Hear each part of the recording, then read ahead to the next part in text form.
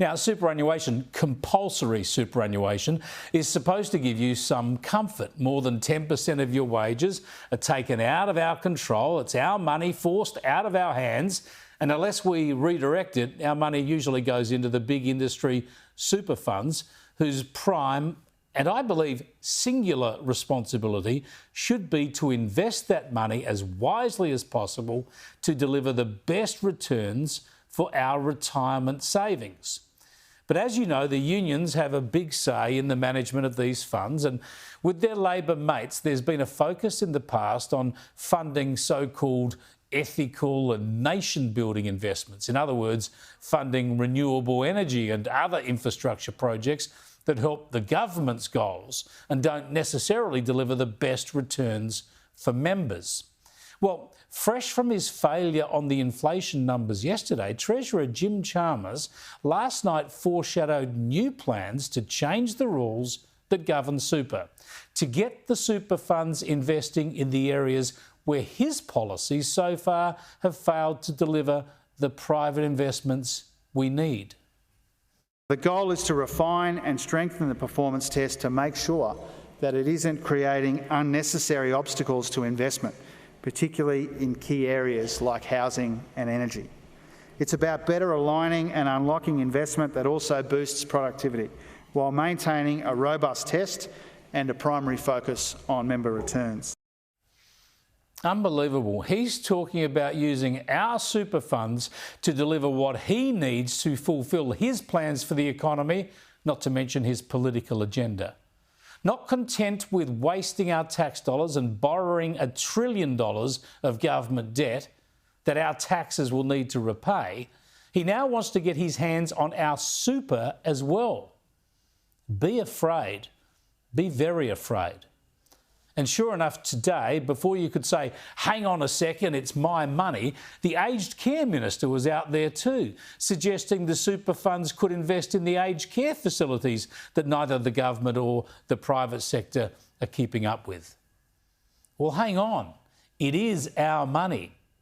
Government already forces us to hand it over, and given we have to hand it over, their duty should be to maximise the returns. Invest in shares, invest in commodities, invest in property, invest in cigarettes and weapons for all I care. Just maximise the returns. That's the deal. Otherwise, give us back our own money. Let us use our own money to invest in something for our own retirements ourselves. Our super funds are not the plaything of politicians. Labor should not and must not use our money to chase its electoral dreams. Remember, this is the mob who opposed the Liberal policy of letting us access our own super to help buy a house. But they want to access our super to fund their housing plans. Believe me, their record on managing money and choosing investments doesn't augur well for the rest of us. I mean, imagine that. The people who have given us the energy crisis and budget deficits as far as the eye can see now want to put their hands into our super savings and invest that on their chosen priorities. It is outrageous. And just to give you an idea of how these major industry funds are run and how much confidence we can have in them, remember our own Jonathan Lee shared some reporting with us last year about how the funds sometimes are slow and heartless when it comes to paying out the savings owed to members or their surviving partners. Sorry, it's just been hard. It doesn't take much to see Linda Chapman and Eunice Brooke are exhausted with anger and grief. Sorry.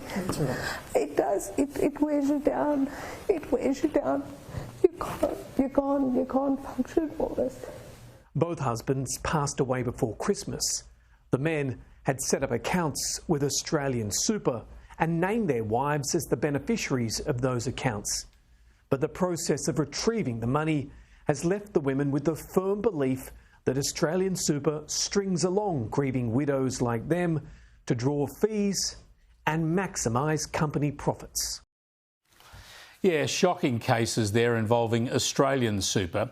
And this week, another major fund, CBUS, which focuses on the construction sector and is chaired by Jim Chalmers' former boss, the former Treasurer and ALP National President Wayne Swan.